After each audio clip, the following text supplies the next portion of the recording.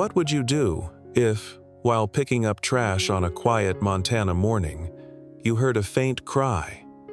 Not from a cat, not from a dog, but something wilder. What if that sound led you to a creature barely clinging to life, tossed away like garbage, yet wearing a name around its neck? Would you walk away, or would you risk everything to save it? The Bobcat in the Trash. Before we begin, let us know in the comments where in the world you're listening to this story. We'd love to hear from you. It was a Sunday morning in late October, and the wind over the plains of Belgrade, Montana, carried with it a biting chill.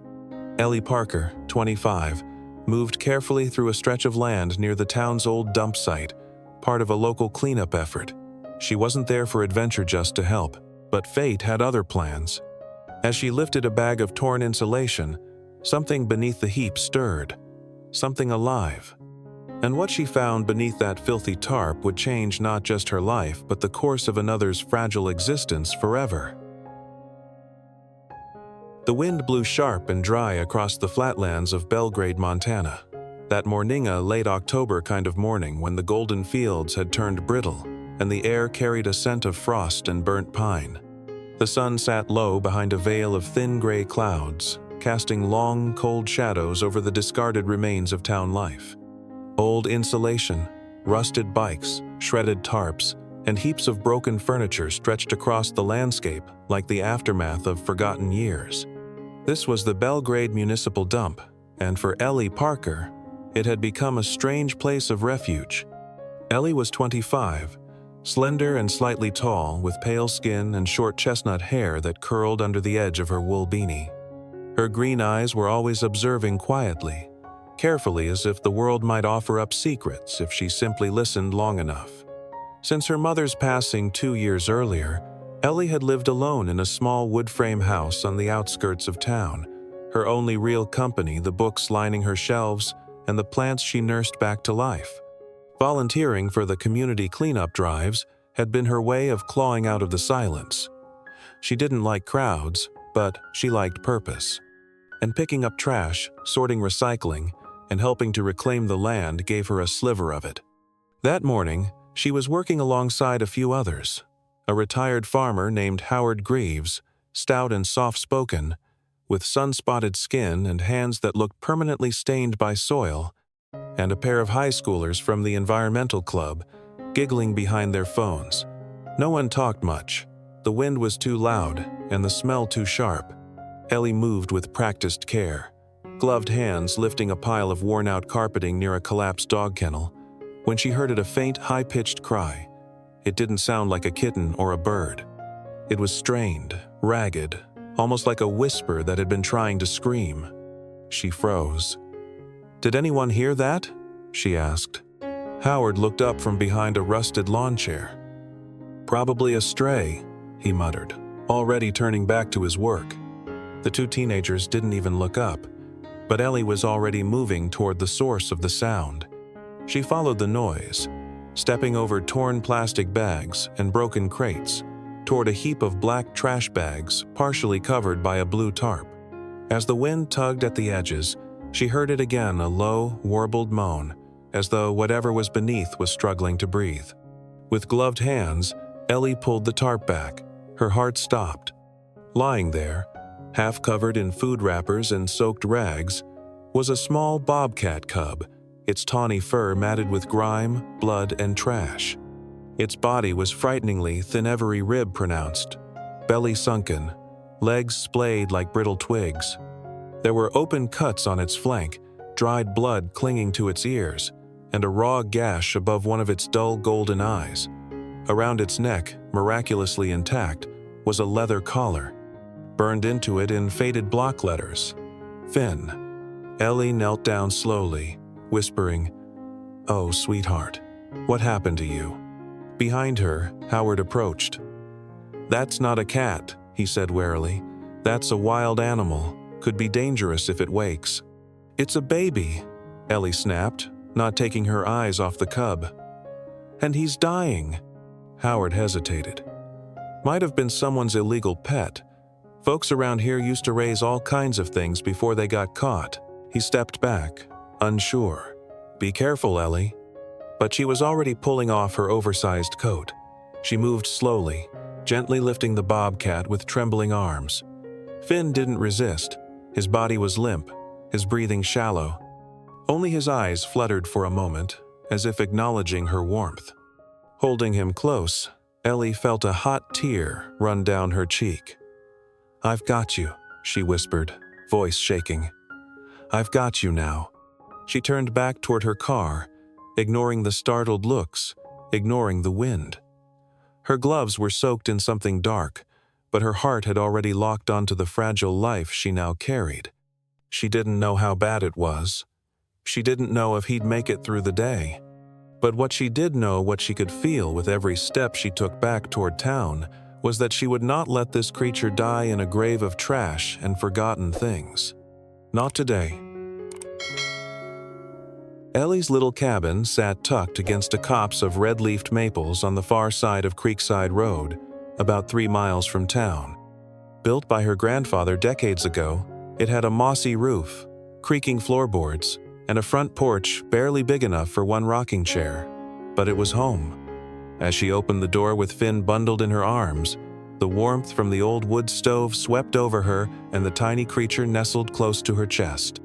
She laid Finn gently on a faded plaid blanket atop her kitchen table. The cabin was quiet, save for the slow ticking of a wall clock and the hiss of the kettle she had forgotten to turn off earlier. Ellie peeled off her gloves, washed her hands, and knelt beside him. Up close, he looked even worse, clumps of dried blood around his ears, his whiskers singed, and a dull, grayish tone to his usually amber-tinted fur. Moving quickly but gently, she brought a bowl of warm water and a stack of clean cotton towels. She dipped a cloth in the water and began to clean around the wounds, murmuring softly, "You're okay now, little one. You're safe." She worked slowly, cleaning one ear, one paw at a time. Finn made no sound, no twitch, no flinch. Only the rise and fall of his ribcage told her he was still clinging to life. For his deeper wounds, Ellie reached into a drawer and pulled out a small tin of antibiotic cream she'd kept for her garden cuts. Carefully, she dabbed it onto the open scrapes, wincing every time she saw a festering spot. She didn't know if it was enough, but it was all she had. She wrapped his body in a soft dish towel, leaving only his head exposed. Then she prepared a mixture of goat milk, warm water, and a drop of honey, and poured it into a small rubber dropper. Kneeling beside him, she pressed the tip gently against his lips. For a moment, nothing. Then, ever so faintly, Finn's mouth twitched. A weak suck. Ellie leaned in, heart pounding. Another twitch. Another swallow. "That's it," she whispered, tears welling in her eyes. "That's it, Finn. Stay with me." As the wind howled outside, Ellie pulled a chair next to the table and sat with her arms folded, chin resting on them, eyes never leaving Finn. She set her alarm to ring every hour. Each time it did, she tried to offer more milk, gently checked his breathing, and whispered comfort. At 3:15 a.m., the old radiator sputtered and coughed behind her. The firewood popped in the stove. Finn stirred. Not a lot, just a twitch of his paw, a soft sound like a strained sigh. But Ellie heard it. She sat up fast, peering into his face. His eyes, barely open, glassy and dim, blinked once. Then again. Ellie gasped. "Finn!" The bobcat gave a broken little cry, a sound too soft to echo, more breath than voice. His gaze met hers. He didn't move more than a fraction of an inch, but he saw her, and that was enough. Ellie broke down. She pressed her forehead to the edge of the table, crying softly, shaking with relief. "You're still fighting," she whispered.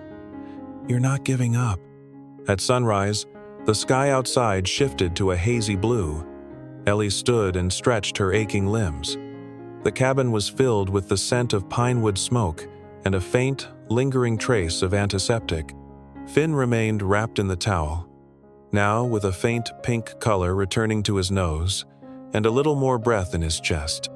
She brought over a new bowl of warm water and gently cleaned around his mouth, wiped away the crusted milk from the corner of his jaw. As she worked, she heard a knock at the door. Wiping her hands on her jeans, she opened it to find Cora Bennett, her elderly neighbor from across the ridge. Cora was in her early 70s, with wild white curls tucked under a knit hat and eyes sharp as frost. She wore a long wool coat and carried a brown paper bag. "I saw your porch light on all night," Cora said matter-of-factly. "Figured either someone died or you needed coffee and bread." Ellie forced a smile. "I could really use both." Cora entered and immediately noticed the table. "What in God's name is that?" "A bobcat," Ellie answered. "I found him yesterday. In the dump." Cora leaned over carefully. Her face didn't show fear, just a tight line of worry. "He's just a baby. Where'd he come from?" "I think someone kept him. There's a collar," says Finn. "He was starving, covered in wounds." Cora grunted. "People can be monsters." She pulled out a thermos and poured Ellie a steaming cup. "You know this isn't legal, right?" "I know," Ellie whispered, staring at Finn. "But I couldn't leave him." "Well," Cora sighed, settling into the rocking chair. "Then we do what we can. But if he gets worse, you're going to need help." Ellie nodded slowly. In that moment, with a warm drink in her hand and the old woman by her side, she didn't feel so alone. As the morning rolled on, Finn fell into a deep sleep, no longer deathly still but gently rising and falling with each breath. Ellie stayed by his side, her fingers brushing his paw every so often, the world outside fading away in the flickering light of her wood stove. She didn't know what would come next. But for the first time in a long while, she felt a flicker of purpose. She would fight for him. As long as he kept trying, so would she. By noon, the warm light filtering through the cabin's window had turned cold again. The wind picked up, sweeping dried maple leaves across the yard in swirling patterns. Inside, Ellie hovered near the table where Finn lay wrapped in a flannel blanket. His shallow breathing had grown more labored. His sides rose and fell with unsettling irregularity, and his limbs, once twitching faintly in sleep, now hung motionless. She touched his paw cold. His ears, once twitching at every sound, didn't move at all. Panic crept in. Ellie bent close, placing a trembling hand on his tiny chest. The thump of his heart was faint, and she couldn't ignore the slow rattle in his breath. He was slipping. "No, no, no," she whispered, grabbing the blanket and gently wrapping him up. She didn't have a carrier, didn't have a plan, but she couldn't wait. She rushed to her truck but cursed when she remembered it had broken down 2 days ago. The alternator again. She couldn't waste time calling for a neighbor.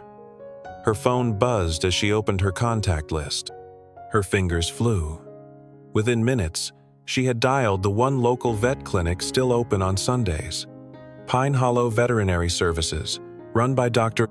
Marla Cates, a stern, middle-aged woman known for her professionalism and strict policies. When the phone picked up, Ellie said in a rush, "I have a wild bobcat cub, critically injured. I need help, please." The receptionist replied with a rehearsed flatness, "Ma'am, I'm sorry, but we are not licensed to treat wildlife. We only take domestic animals, dogs, cats, rabbits. You'll need to contact a wildlife facility." "But he'll die," Ellie cried. "He's not aggressive, he's barely breathing." A pause. Then another voice came on the line. "This is Reed Harmon, vet tech," the new voice said, low and kind. "I'm really sorry, but legally our hands are tied. But there's a place, Rocky Creek Wildlife Rehabilitation Center. It's about 60 miles west, near Bitterroot Ridge. They're equipped for this kind of emergency." Ellie's voice broke. "How do I get there?" "I'll text you the address," Reed said gently. "It's a long drive, but if he's still breathing, they'll do everything they can." Ellie thanked him breathlessly and hung up. She sprinted inside, grabbed her keys and wallet, and called the only local cab company that would travel out of town, Silver Pines Transport. 15 minutes later, An old forest green SUV rolled up the dirt driveway, speckled with dust and old bumper stickers. The driver, Greg Mallory, was a lanky man in his late 50s with a grizzled beard and faded denim jacket. His eyes were tired, but kind. "You the one with the emergency animal?" he asked, eyeing the bundle in Ellie's arms. "Yes, please. I need to get to Rocky Creek first." Greg nodded. "Buckle up. It's a bumpy ride, but I'll push the limit." They sped down the mountain road, tires kicking up gravel as they passed silent fields and forgotten barns.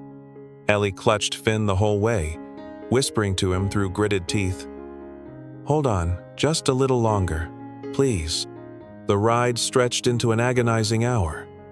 Every bump made her heart skip. At times, she thought she couldn't feel Finn breathing anymore. But each time she checked, his chest rose just barely. They arrived at the edge of Bitterroot Forest, where a rusted sign marked the entrance to the Rocky Creek Wildlife Rehabilitation Center. The facility sat low among the trees, half hidden in pine and snow brush, its design modest stone walls, cedar beams, smoke rising faintly from the chimney. Ellie ran to the front doors, her arms trembling under Finn's weight. She rang the bell twice before it opened. A tall woman in scrubs stood in the doorway, Dr. Lillian Marks, the lead wildlife vet at the center. She was in her early 40s, with short auburn hair pulled into a low ponytail and a no-nonsense face that softened the moment she saw Ellie's tear-streaked cheeks and the bundle in her arms. "Please," Ellie choked. "He's a baby, he's dying. I found him in the dumpus, name's Finn." Dr. Marks stepped aside immediately. "Come in, let's move." Two other staff members appeared, Milo Thompson, a broad-shouldered young man with sandy blonde hair and calm eyes, and Renee Dalton, a petite veterinary nurse in her 30s, quick and precise. They lifted Finn gently from Ellie's arms and disappeared into the exam room with swift professionalism. Ellie sank onto the nearest bench, gasping for breath, hands clenched. A clock ticked above her head. Every second scraped at her nerves. Minutes dragged into half an hour. The door never opened. Then it did. Dr. Marks reappeared, removing a pair of blue gloves. Her face was serious, but not grim. "He's stable for now. We've started fluids, warmed his body, cleaned the wounds. He's still critical, but he's fighting." Ellie broke down, hands covering her face. "Thank you, thank you." Dr. Marks sat beside her. "You did the right thing. Most wouldn't have bothered, but we'll take it from here. You saved his life today." Ellie nodded, wiping her face. She looked up, eyes full of raw exhaustion and cautious hope. "I don't want to leave him. We'll let you see him before he's transferred to ICU," the doctor said softly. And a few minutes later, Ellie was led into a sterile, softly lit room. Finn lay under a heat lamp, a tube in his paw, his body wrapped in gauze. He didn't move. But as Ellie approached, she swore his ear flicked ever so slightly. She reached through the cage bars and touched his paw with one finger. "You made it, buddy," she whispered. "You held on." The hallway outside the Rocky Creek Infirmary was quiet but thick with tension, the kind that built slowly with every creak of floorboards and distant beep from behind closed doors. Ellie sat hunched forward on a hard wooden bench, arms wrapped tightly around her midsection, her coat still damp from the sweat and cold of the frantic journey. The wood stove crackled in the reception room nearby, but the heat didn't seem to reach her. Her gaze remained locked on the closed door in front of her, behind which Finn was fighting for his life. Time became shapeless. It had already been over 2 hours since they had taken Finn away, but to Ellie it stretched like days. She didn't move, afraid that even the sound of her breathing might somehow disturb the fragile work happening beyond the walls. Her hands were clasped tightly, knuckles white, nails digging into skin, and every so often, her foot would tap unconsciously against the floor in a silent rhythm of anxiety. Across from her sat an older man in a faded green sweater with a clipboard on his lap. His name tag read Charles Dobbins, Facility Coordinator. He was in his 60s, with wispy gray hair and a calm, unhurried presence that somehow grounded the space. He didn't speak unless spoken to, but every few minutes he would glance up, offering a quiet nod of encouragement. Ellie appreciated the silence words would have broken her. Finally, the door opened with a quiet creak, and Dr. Lillian Marks stepped into the hallway, pulling off a pair of latex gloves. Her expression was serious, but softened with a note of relief. Ellie stood immediately, her voice catching in her throat. "He's stable," Dr. Marks said gently.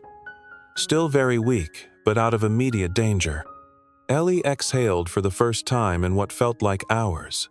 Her legs almost gave out, and she reached for the back of the bench to steady herself. "We've got him on warmed fluids, 4 antibiotics, and oxygen support," Dr. Marks continued. "He has multiple superficial lacerations, some mild internal bruising, and signs of long-term malnutrition. But he's a fighter, your boy. He's responding." Ellie could only nod, tears springing to her eyes. "Can I see him?" "In a few minutes. We're finishing wound care now, but you should know." She paused, glancing toward Charles, who quietly approached. "We found something unusual," she said. "The collar he was wearing weathered. It had a code burned into the inside lining. Not a name, not a phone number, just a code." Charles stepped in, voice low. "It matches an identification format we've seen before, sometimes used by private collectors or breeders. Not legal, not registered." Ellie frowned. "So someone owned him?" "Likely," Charles said. "And if that's the case, he may have been part of an illegal wildlife trade ring or raised as a pet without the proper permits. When he got sick, they probably dumped him." Dr. Marks added, "We've submitted the collar and code to local authorities. They're coordinating with wildlife enforcement. If we're lucky, we might be able to trace who did this." Ellie clenched her jaw, her earlier fear slowly curling into anger. Whoever it was left him to die in a pile of garbage. Charles looked at her evenly. "And you didn't?" She swallowed hard. Dr. Marks placed a gentle hand on Ellie's shoulder. "Come, let's get you in to see him."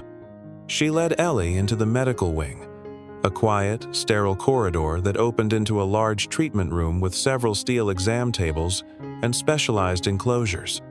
Finn was inside a small, glass-walled ICU chamber, lined with soft blankets and equipped with a heating pad, oxygen tube, and slow-dripping IV bag. A heart monitor beeped steadily nearby. He was curled tightly into himself, but his chest rose and fell with more rhythm now. His ears twitched as Ellie approached, and his nose gave a small, involuntary sniff. His eyes didn't open, but he seemed to sense her presence. Ellie knelt beside the chamber, resting her palm against the glass. "You made it," she whispered. "You're stronger than they thought." A soft, almost imperceptible sound escaped Finn's throatless, a growl then a sigh. Her heart swelled. After a few minutes, Renee Dalton, the veterinary nurse who had assisted in Finn's intake, entered the room. She was carrying a clipboard and gave Ellie a kind smile. "He's responding better than we expected. Temperatures rising slowly, his hydration's improving." Renee was a petite woman with dark brown hair tied in a low bun and wore square-framed glasses that always seemed to slide slightly down her nose. She moved with the calm efficiency of someone who had seen too many close calls and still carried hope in all of them. "You can't stay overnight in here," she added softly. "But you're welcome to visit as often as you like. We'll keep him under 24-hour monitoring. If anything changes, we'll call you." Ellie nodded. "Thank you." Before leaving, she looked one last time through the glass. Finn's body rose with each breath, and for now, that was enough. Outside, the wind had stilled. The pines that bordered the rehabilitation center stood like silent sentinels, holding the day in place. Ellie stepped out onto the porch and inhaled the crisp, pine-scented air, letting it fill her lungs until they burned. For the first time since yesterday, she felt something return, something she hadn't felt in years. Not peace exactly, but purpose. 2 days after Finn stabilized, Ellie received a note asking her to meet the director of Rocky Creek Wildlife Rehabilitation Center. It was handwritten in careful block letters and left at the front desk where she'd been spending most of her days, waiting for updates and sneaking in quick visits to Finn between procedures. The name at the bottom read, Margaret Hale. Ellie had heard of Margaret before. People in Belgrade talked about her the way they talked about old mountain legends, part admiration, part reverence. She had run Rocky Creek for over 20 years, a woman who once hiked through Yellowstone during a blizzard to rescue a wounded eagle. No nonsense, fiercely intelligent, and deeply protective of the creatures in her care, Margaret Hale was a name Ellie never imagined she'd hear directly. Ellie entered the director's office just after noon. The room was rustic but clean, lined with worn bookshelves, a large wooden desk, and framed photographs of animals: foxes, wolves, raptors, many with Margaret in them, looking quietly proud. Behind the desk sat a woman in her early 60s, with silver hair pulled into a practical braid and piercing gray-blue eyes. Her frame was lean, her posture straight, and her handshake firm. "Ellie Parker," Margaret said with a nod. "Sit down." Ellie obeyed, unsure if she was in trouble or being thanked. "I've been hearing a lot about you," Margaret continued, folding her hands. "Dr. Marks said you brought in a dying bobcat and didn't hesitate for a second. Charles says you haven't left the bench outside ICU since he arrived." Ellie looked down modestly. "I just couldn't let him die. I didn't know where else to go." Margaret leaned forward slightly. "That's exactly why I called you in." She studied Ellie for a moment longer, then stood and retrieved a small folder from a cabinet. "I've reviewed your background. You're a local, grew up near Grayleaf Creek, bachelor's in environmental studies, 2 years volunteering in conservation cleanups, worked at your uncle's hardware store until it closed last spring." Ellie blinked. "You looked all that up?" "I like to know who I'm offering jobs to," Margaret said simply. Ellie stared. "You're offering me a job?" "A part-time role to start animal care assistant. Feeding, cleaning enclosures, helping with the younger rescues. You'd be paid hourly. And I'd want you to start by helping care for Finn." Ellie's throat tightened. "Are you serious?" Margaret's gaze softened slightly. "You saved a life. That counts for something. And from what I can see, you're already here every day anyway." Tears sprang to Ellie's eyes before she could stop them. For so long she'd felt adrift, surviving but not really living. This was the first offer that felt like a lifeline, not just for Finn, but for her too. "I'd love that," she said, voice cracking. "I'd really love that." "Good," Margaret said with a faint smile. "Come in tomorrow at 6. We start early around here." Over the next 2 weeks, Ellie stepped into her new role with quiet determination. She received a center-issued uniform olive green shirt, khaki work pants, and a name badge clipped proudly to her chest. Her days were filled with hauling feed buckets, scrubbing enclosures, folding laundry, and logging feeding times into aging clipboards. It was hard work, but she loved it. Most of her time was still spent with Finn. Now that he was out of intensive care, he had been moved to a transitional enclosure nestled between the juvenile foxes and a pair of injured owls. The space was enclosed by reinforced mesh walls, with a heated floor, small climbing posts, and plush blankets for comfort. Finn was still thin, but his wounds were healing, his coat slowly regaining its sheen. Each morning when Ellie arrived, Finn would rise slowly, but eagerly and wobble over to the mesh wall, giving a low, breathy sound that passed as a greeting. She'd crouch down and press her palm to the wire, and he would rub his head against it like a house cat. By the 3rd week, he was chasing small fabric toys, climbing low platforms, and growling playfully at a squirrel he could see through the window. Ellie began journaling her observations, sketching Finn's progress, and reading about bobcat behavior in her spare hours.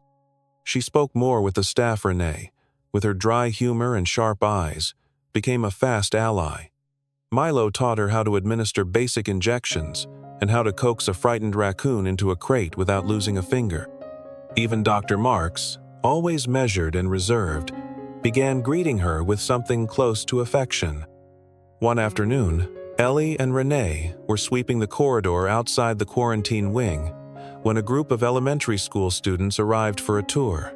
Their teacher, Ms. Clara Jennings, was a warm, round-faced woman in her 40s with freckles and a big laugh. She called Ellie over, asking if she could speak briefly about Finn to the kids. Ellie hesitated, then stepped forward. She told them about how she found him, what he looked like, how weak he'd been. She spoke simply, but something in her voice stirred the group to silence. By the time she finished, one little boy raised his hand and asked, "Is he gonna be okay?" Ellie smiled. "Yes, he's going to be wild and strong again. One day, he'll be back out there where he belongs." The kids clapped, and Ellie, for the first time in years, felt something lift inside her.